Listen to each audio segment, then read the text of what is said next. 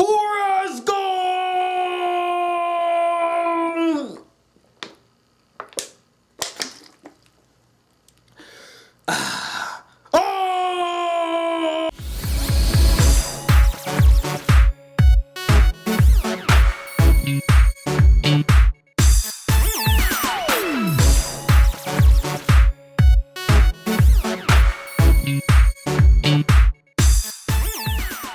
Hey guys, the Black Critic Guy, and I just got back from seeing Thor: The Dark World. So Thor: The Dark World takes place, I believe, a year after the events of the Avengers. Thor is traveling to the 9 different realms, repairing the damage that was done by the destruction of the Bifrost. But that's not the only trouble that he has to face. He must also face an ancient enemy known as the Dark Elves that tried to bring darkness upon the world thousands of years ago, but was stopped by the Asgardians. Yet he's unable to pursue the Dark Elves because his father Odin's like, no, you must stay here, Thor, and protect Asgard. So in order to go over his father's orders, he reluctantly teams up with his brother, former enemy, Loki, as they try to pursue where the Dark Elves are and to stop them from bringing darkness upon the world once again. Now, it's no secret to humanity that I'm an avid fan of the Marvel Cinematic Universe. I absolutely loved and adored every second of the Avengers, one of my all-time favorite superhero movies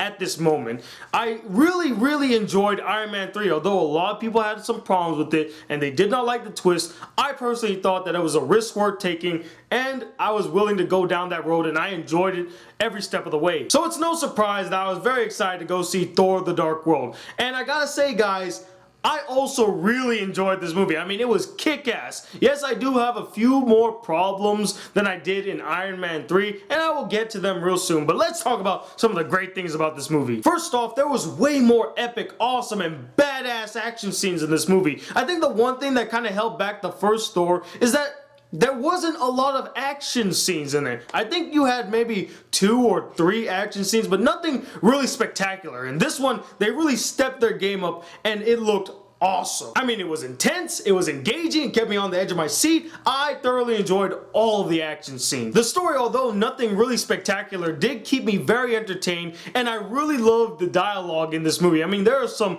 hilarious dialogue between characters, and it probably has one of my all-time favorite scenes and cameos of the year that got me rolling on the floor, guys. I was laughing hysterically. It was perfect. In fact, that scene and that cameo made the movie for me. I mean, there were some awesome action scenes, some great moments with Thor and Loki, but the one scene that really stuck to me was that one scene and that one cameo. Chris Hemsworth still kills it as Thor, and you could tell that he has grown as a character since the first movie. I mean, in the first movie, he was this rambunctious, arrogant, just the world is mine kind of character, and now he's a more experienced and more mature character. He's been through a lot. You can tell he's been through a lot, and he has learned from his experiences. Anthony Hopkins also did a really good job as Odin, although all he really does in this entire movie is just yell at Thor. He's like, you must do this, Thor! I was just like, Odin, stop being such a naggy Debbie Downer. Just let Thor do what he needs to do to save the world. But as much as I would like to say that Odin was a badass in this movie, I really gotta give it up to his wife. His wife is freaking badass. That's a warrior woman right there. She should have been king. But then again, Odin doesn't really do much in Asgard. She was always in control. I knew it! Idris Elba also was really good in the movie, and he had more to do. I was actually very happy that Heimdall, I think that's his name, had more to do in this movie. I mean, there's one scene where he takes down a ship all by himself, and I was just like, way to go, man. That is awesome. And of course, you knew I was gonna bring it up. Tom Hiddleston as Loki.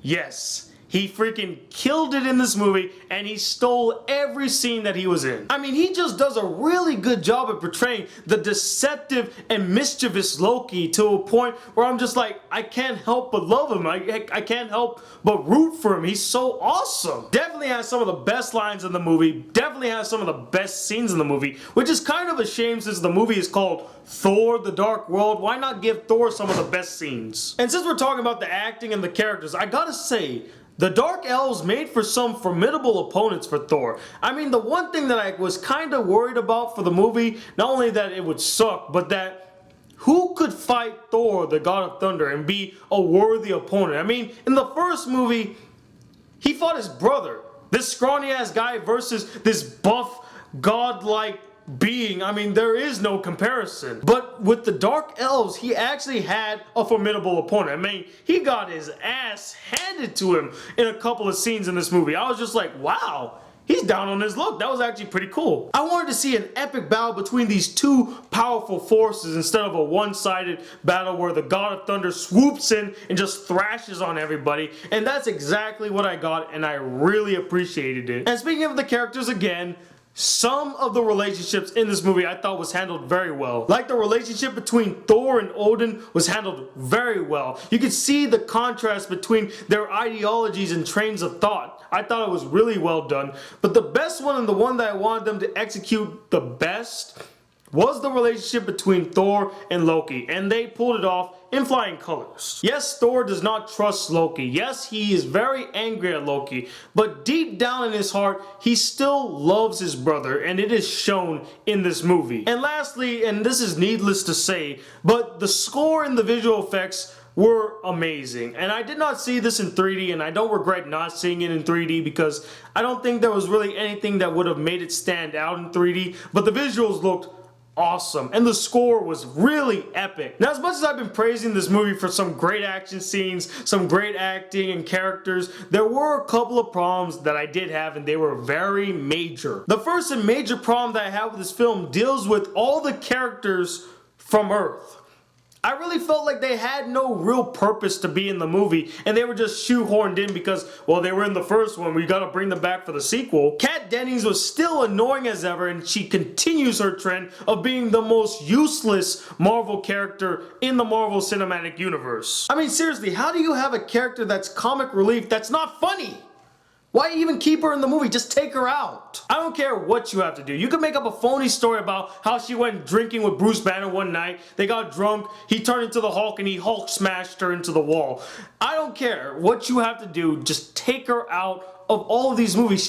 I don't want her. Natalie Portman is a fantastic actress that I absolutely adore and love. She's my girl. I've made mention of this in past reviews. But in this movie, she really has nothing to do, and her character is utterly useless. The only reason that she's in this movie is one, she just so happens to be Thor's girlfriend, and two, she just so happened to stumble upon an energy source known as ether that the bad guys need, so now the bad guys are looking for her, so Thor needs to protect her, and that's the only reasons. Also, she's not that bad to look at. I forgot to mention that. And speaking of Jane Foster and forcing subplots onto us, the relationship between Jane Foster and Thor was non-existent.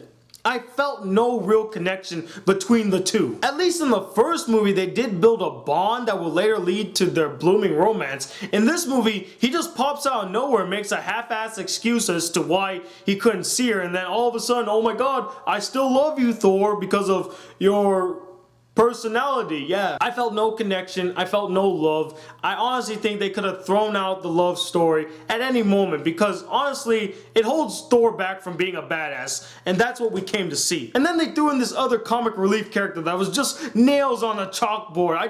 I didn't like him. He was irritating. But I think the one thing that broke my heart about this movie is what they did to the character of Eric Selvig.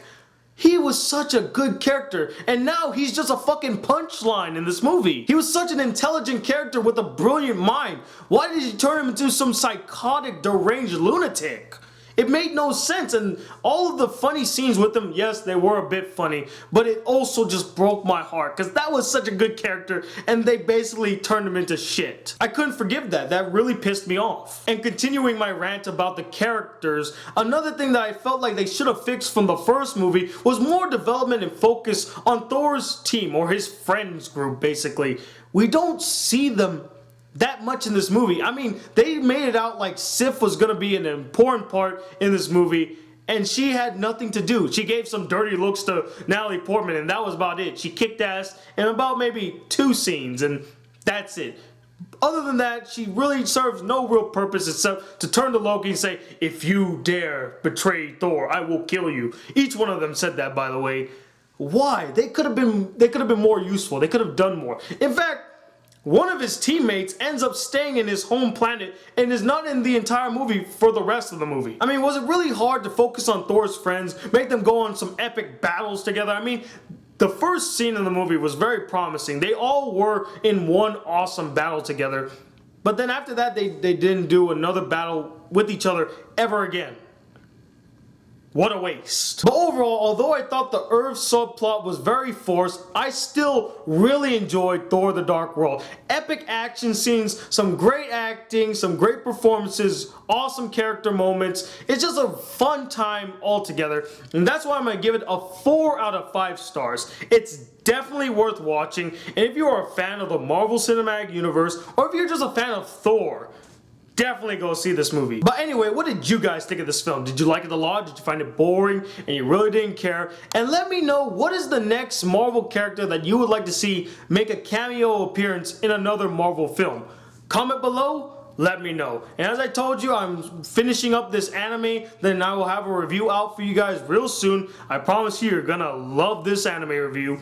But until then, guys, hit that subscribe button if you're new to my channel. Welcome to the Black Critic Guy. Like this video if you really enjoyed it, and I'm Tony Wilder II from the Black Critic Guy. Till then, peace, YouTube.